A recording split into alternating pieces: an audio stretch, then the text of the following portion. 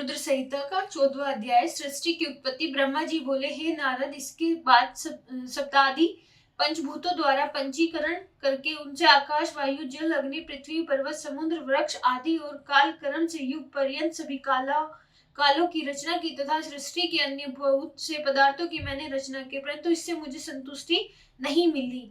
मैंने पार्वती सहित शिवजी का ध्यान कर अन्य सृष्टि के पदार्थों की रचना की। अपने नेत्रों से मरीचि ऋषि को, हृदय से भृगु ऋषि को, सिर से अंगिरा ऋषि को, कान से पुला ऋषि को, उदान से पुलस्त्य ऋषि को, समान से वशिष्ठ ऋषि को, अपान से ऋतु ऋषि को, वर्णों से अत्रि ऋषि को, प्राण से दक्ष ऋषि को, गोदी से नारद को, छाया से कृदम को ऋषि को उत्पन्न किया।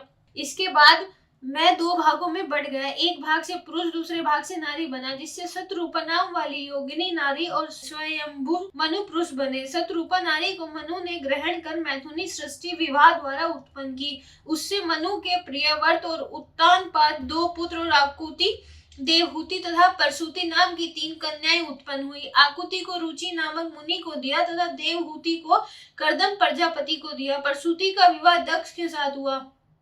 इनकी संतानों से चराचर जगत भर गया।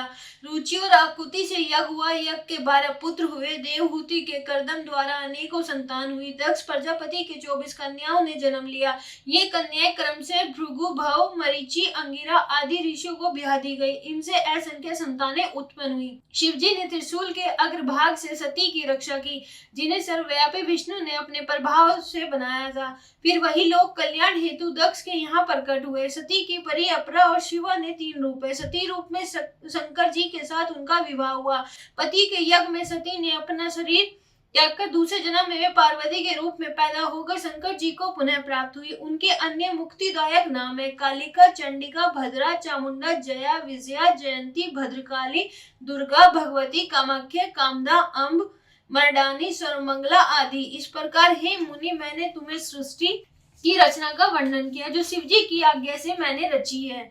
अध्याय 15। पापी गुण निधि की कथा। ब्रह्मा जी ने नारद से कहा, जिस प्रकार शिवजी कैलाश पर गए तथा कुबेर से जिस प्रकार मित्रता हुई वह प्रसंग सुनो।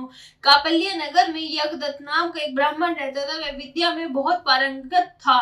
उसका एक पुत्र था जिसका नाम गुणनिधि था। 8 वर्ष की आयु में उसका यज्ञोपवीत संस्कार कर दिया गया।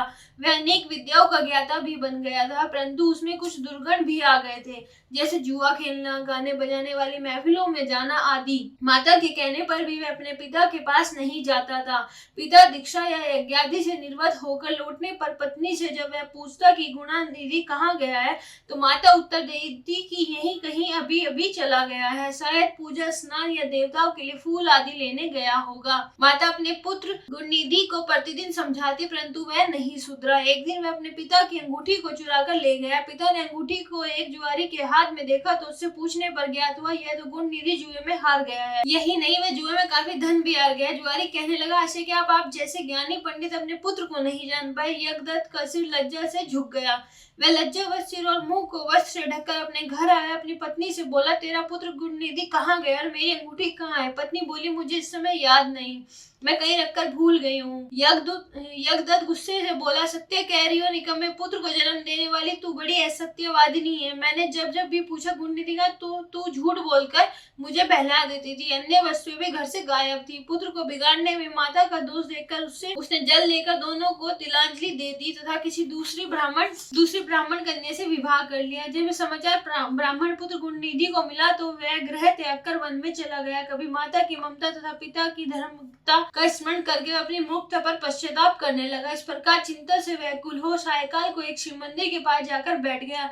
वह भूख प्यास से व्याकुल हो रहा था। उसी समय कोई व्यक्ति सपरिवार शिवरात्रि का पूजन करने आया। उसने पूजा करने के बाद घर से लाए पकवान आदि शिवलिंग पर चढ़ाया और वही सभी सो गए। तब रात्रि में भूख से व्याकुल यज्ञदत्त के पुत्र गुणनिधि ने छिपकर मंदिर में प्रवेश किया और शिवलिंग पर चढ़ाया गया प्रसाद लेकर चंपत हो गया। परंतु उसी समय उसके पैरों की आवाज से सभी लोग जाग गए। उसे भागते हुए रक्षकों ने पकड़ लिया और उसकी इतनी पिटाई की कि वह मर गया। उसे यमदूत आकर ले जाने वाले थे कि उसी समय शिवजी के पार्षद भी उसे लेने आ पहुंचे। वे यम के दूतों से बोले, हे यमदूतों, इसे छोड़ दो। इसने जहाँ पाप किया है वही कुछ काम धर्म संबंधी भी किए, जैसे शिवलिंग पर गिरती हुई दीपक की छाया का इसने निवारण किया और रात्रि में इसने अपना वस्त्र फाड़कर दीपक में बत्ती भी डाली है। उसी प्रसंग में इसने शिव गुणों का श्रवण भी किया है। व्रत रखकर इसने शिव जी की पूजा व दर्शन भी किया है। स्थिर चित्त से द्वार पर बैठा रहे, इस कारण अब यह हमारे साथ शिवलोक में जाएगा। यह वहां कुछ समय रहकर पुनः कलिंग देश का राजा बनेगा।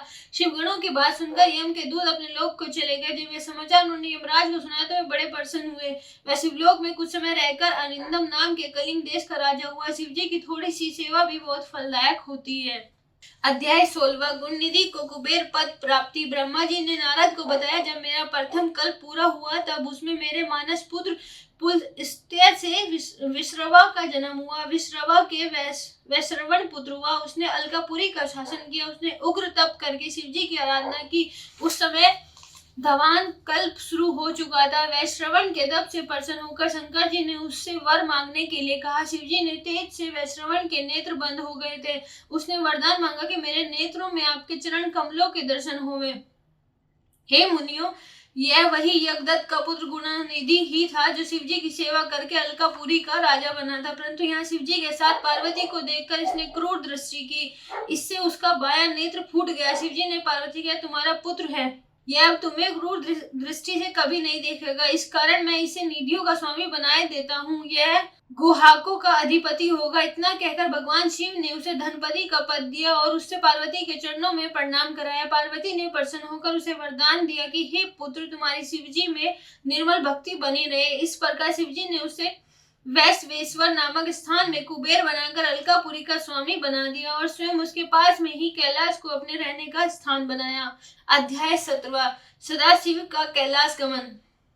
ब्रह्मा जी नारद से बोले, अब यह आख्यान सुनो कि जिस प्रकार कुबेर कैलाश पर तपस्या करने आया था, उसके तपोबल के कारण भगवान शिव वहां पहुंचे थे। कुबेर के तप से रुद्र वहां पहुंचे और जोर जोर से अपना डमरू बजाने लगे, जिसकी ध्वनि त्रिलोक में पहुंचने लगी। वहां पर ब्रह्मा, विष्णु एवं शिव जी अपने असंख्य गणों के साथ ब्रह्मा जी के अंश से उत्पन्न रुद्र के दर्शन हेतु आए। कुबेर ने शिव जी का पूजन किया तथा उनका आलिंगन किया और अलकापुरी के नजदीक ही उनका निवास कराया। वहां पर शिव जी की आज्ञा से विश्वकर्मा ने अनेक भवन बनाए। शिव जी सिंहासन पर आरूढ़ हुए तथा ब्रह्मा, विष्णु और देवताओं ने उनकी स्तुति की। शिव जी ने सबकी मनोकामनाएं पूर्ण की। सभी प्रसन्नता पूर्वक अपने अपने निवास स्थानों को प्रस्थान कर गए। ओम नमः शिवाय।